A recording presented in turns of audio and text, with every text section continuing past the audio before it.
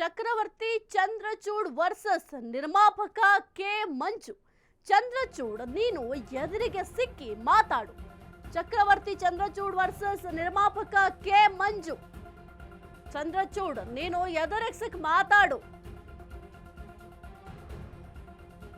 ನಿನ್ ಮನೆ ಅಡ್ರೆಸ್ ಕಳಿಸು, ನಾವು ಹುಡುಕ್ತಿದ್ದೇವೆ ನಿನ್ನ.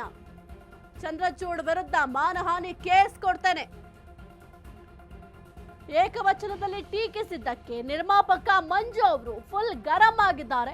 ಚಂದ್ರಚೂಡ್ ಕಥೆಗಳನ್ನ ನಿರ್ಮಾಪಕರು ತೆಗೆದುಕೊಳ್ಳಲ್ಲ. ಚಿತ್ರರಂಗದ ಬಗ್ಗೆ ಮಾತನಾಡುವಾಗ ಬಹಳ ಯೋಚಿಸಬೇಕು. ಚಂದ್ರಚೂಡ್ ಹಿಸ್ಟರಿ ಕೇಳಿದ್ರೆ ಎಲ್ಲರಿಗೂ ಅಸಹ್ಯ ಆಗತ್ತೆ. ಚಿತ್ರರಂಗದ ಗೌರವ ಕಳೆಯುವ ಕೆಲಸ ಮಾಡಬೇಡಿ.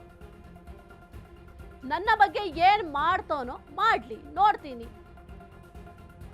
ಅವನಿಗೆ ದೊಡ್ಡವರ ಬಲ, ರೌಡಿಗಳ ಬಲ ಇರಬಹುದು, ಆದ್ರೆ ನನಗೆ ಭಗವಂತನ ಬಲ ಇದೆ ಅಂತ ನಿರ್ಮಾಪಕ ಮಂಜು ಅವರು ಹೇಳಿದ್ದಾರೆ. ಚಂದ್ರಚೂಡ್ ಯಾರ ಬಳಿ ಕೆಲಸ ಮಾಡ್ತೇನೆ ಅವರಿಗೂ ಹೇಳಿದ್ದೇನೆ. ಇವನು ನಿಮ್ಮ ಹತ್ತಿರ ಇದ್ರೆ ತುಂಬಾ ಕಷ್ಟ ಆಗುತ್ತೆ ಎಂದಿದ್ದೇನೆ. ಚಕ್ರವರ್ತಿ ಚಂದ್ರಚೂಡ್ ವರ್ಸಸ್ ನಿರ್ಮಾಪಕ ಕೆ ಮಂಜು. ಚಂದ್ರಚೂಡ್ ನೀನು ಎದುರಿಗೆ ಸಿಕ್ಕಿ ಮಾತಾಡು. ಸದ್ಯಕ್ಕೆ ಮಂಜು ಅವರು ಆವಾಜ್ ಹಾಕಿದ್ದಾರೆ, ಜೊತೆಗೆ ಸಾಕಷ್ಟು ಮಾತನಾಡಿದ್ದಾರೆ. ಚಂದ್ರಚೂಡ್ ಅವರ ಬಗ್ಗೆ ಏನ್ ಮಾತನಾಡಿದ್ದಾರೆ ನೋಡೋಣ. ಕರ್ಮ ಹೆಚ್ಚಿಗೆ ಮಾತಾಡ್ಬೇಕು. ಯಾರೇ ಆಗಲಿ, ನಾನಾಗಲಿ ಇನ್ನೊಬ್ಬ ಆಗಲಿ ಮಾತಾಡ್ಬೇಕಾರೆ ಏನು ಕೆ ಮಂಜು, ಕೊಬ್ಬರಿ ಮಂಜು, ಏನು ಎದುರು ಸಿಕ್ಕಿ ಮಾತಾಡ್ಬೇಕು ನೀನು. ದಯವಿಟ್ಟು ಮನೆ ಅಡ್ರೆಸ್ ಇದ್ದರೆ ಪೊಲೀಸರು ಸ್ವಲ್ಪ ಅವ್ರಿಗೆ ಹುಡುಕ್ತಾ ಇದ್ದೀವಿ, ಒಂಚೂರು ಕೊಟ್ಟರೆ ತಾವೆಲ್ಲರೂ ಒಳ್ಳೇದಾಗುತ್ತೆ. ಆಮೇಲೆ ಯಾವುದೇ ಏನಾದ್ರು ಕೇಳಿದ್ರೆ ಒಂದು ಗೌರವ ಇರಬೇಕು. ಮಾತಾಡಬೇಕು ಅಂದರೆ ಆ ವಿಷಯ ತಪ್ಪಿಸಲು ತಮಿಳ್ ಸಿನಿಮಾದವ್ರಿಗೆ ಹೇಳ್ತೀಯ, ಅಲ್ಲಿ ಹೇಳ್ತೀಯ, ಏನು ಅಂದ್ಕೊಳ್ತಾರೆ, ಅದೆಲ್ಲ ಮಾತಾಡಬಾರ್ದು. ಅದರಿಂದ ನಾನು ಇವತ್ತಿಷ್ಟೇ ನಾನು ಕೇಳ್ಕೊಳ್ಳೋದೆ ಅಂದರೆ ಮಾನಹಾನಿ ದಾಖಲೆ ಮಾಡ್ಕೊಳ್ತೀನಿ. ಬಾರ್ ಕೌನ್ಸಿಲರ್ಗೆ ಹೇಳಿದ್ದೀನಿ, ಇನ್ನು ಮುಂದಕ್ಕೆ ನಾನು ಕೋಪ್ರೇಷನ್ ಕೊಡ್ತೀವಿ. ಚಿತ್ರರಂಗದಲ್ಲಿ ಅವ್ರು ಯಾವುದೇ ಕತೆ ಆಗಲಿ, ಕತೆಗೆ ಸಂಬಂಧಪಟ್ಟಂತೆ ಸೇರಿಸ್ಕೊಂಡ್ರೆ ನಮ್ಮ ನಿರ್ಮಾಪಕರುಗಳಿಗೆ ನಾವು ಕೊಡ್ತೀವಿ. ಈ ಥರದ ನನ್ನ ವೈಯಕ್ತಿಕ ಅಲ್ಲ, ಇದು ವೈಯಕ್ತಿಕ ಅಲ್ಲ. ಪಾಪ ನೀನು ಒಳ್ಳೆ ಬ್ರಿಲಿಯಂಟು, ತಪ್ಪೇನಿಲ್ಲ, ನಿನ್ನ ಬುದ್ಧಿವಂತ, ಬುದ್ಧಿ ಇದೆ, ಎಲ್ಲ ಥರ ಇದೆ. ಅದನ್ನು ಒಳ್ಳೇದು ಉಪಯೋಗಿಸು. ಯಾರಿಗೂ ನಾನು ಯಾವುದೋ ಒಂದು ಎರಡು ಸತಿ ಮಾಧ್ಯಮ ನೋಡಿ, ನಾನು ಇಷ್ಟೊಂದು ಇದ್ದೆ, ದತ್ತಿ ಇದ್ದೆ, ನನ್ನ ದಾದಾ ಅವ್ರೇನೋ ನಾನು ಹಬ್ಬನಿಗೆ ಗೊತ್ತಿರೋದು.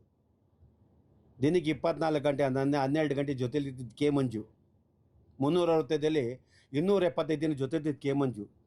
ನಾವು ಹೇಳ್ಕೊಳ್ಳ ಅವ್ರು ಯಾರು, ಅವ್ರ ಜೊತೆ ಇವತ್ತು ನಾನು ಈ ಮಟ್ಟಕ್ಕೆ ಕಾರಣ ಈ ಒಂದು ನೀಟು ಗೌರವ ಎಲ್ಲ ಅವರಿಂದ ಕಲ್ತಿರೋದು. ಎಲ್ಲ ನಾನು ಇವತ್ತು ಈ ಮಟ್ಟದಲ್ಲಿ ಬೇರೆ ಥರ ಆಡ್ತಿದ್ದೆ.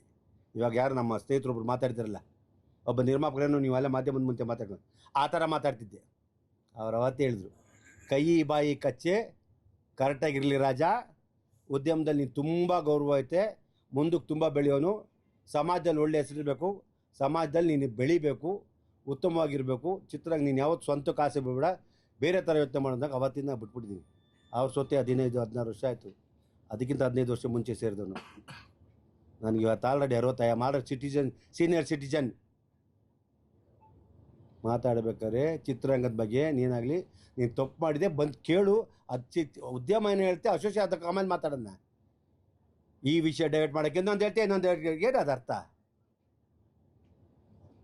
ಆಮೇಲೆ ನಿನ್ನ ಬಗ್ಗೆ ನಾವೇನಾರು ಅವತ್ತು ಒಂದು ಬಗ್ಗೆ ಕೆಟ್ಟದಾಗ ಮಾತಾಡ್ತೀವ, ಒಂದು ಮಾತು ಚಂದ್ರಚೂಡ ಏನು ಹೇಳಾಯ್ತಾ ಅವನ ಬಗ್ಗೆ, ನಿಮ್ಮ ಫ್ಯಾಮಿಲಿ ಬಗ್ಗೆ ಯಾವ ನಿನ್ನ ಹಿಸ್ಟ್ರಿ ಕೇಳಿದ್ರೆ ಅಸಹ್ಯ ಆಗುತ್ತೆ. ಅದು ನಿನ್ನ ವೈಯಕ್ತಿಕ, ನಮಗೆ ಬೇಕಾಗಿಲ್ಲ. ನಿನ್ನ ಪರ್ಸನಲ್ ನಾವ್ಯಾಕೆ ಕೇಳೋಣ? ಬೇಕಾಗಿಲ್ಲ, ನಮ್ಗೆ ಅಸೋಸಿಯೇಷನ್ ಸಂಬಂಧ ಇಲ್ಲ. ನಾವು ನಿರ್ಮಾಪಕರ ಕಷ್ಟಗಳಿಗೆ ಭಾಗಿಯಾಗಿರಬೇಕು. ನಿರ್ಮಾಪಕರು ಅವರು ಯಾವ ರೀತಿ ಸಿನಿಮಾ ಮಾಡಬೇಕು, ಯಾವ ರೀತಿ ಚಿತ್ರೋದ್ಯಮ ಸೊತ್ತಾಗಿದೆ, ನವಂಬರಿಂದ ಇವತ್ತು ಗಂಟೆ 200 ಕೋಟಿ ಲಾಸ್ ಆಗಿದೆ, ಯಾವ ರೀತಿ ನಿಲ್ಲಿಸಬೇಕು, ಸಿನಿಮಾ ಯಾವ ರೀತಿ ಮಾಡಬೇಕು, ಕಲಾವಿದರ ಜೊತೆ ಯಾವ ರೀತಿ ಸಹಕರಿಸಬೇಕು, ನಾವು ಪಾಪ ಕಾರ್ಮಿಕರ ಜೊತೆ ಯಾವ ರೀತಿ ಇರಬೇಕು, ಕಾರ್ಮಿಕರು ನಾವು ಸಂಬಳ ಪಾಪ ಕಮ್ಮಿ ಕಟ್ ಮಾಡ್ಕೊಂಡು ಕೆಲಸ ಮಾಡಿ. ಅದು ಕರ್ಮ. ಹೆಚ್ಚಿಗೆ ಮಾತಾಡ್ಬೇಕು. ಯಾರೇ ಆಗಲಿ, ನಾನಾಗಲಿ ಇನ್ನೊಬ್ಬ ಆಗಲಿ ಮಾತಾಡ್ಬೇಕಾರೆ ಏನು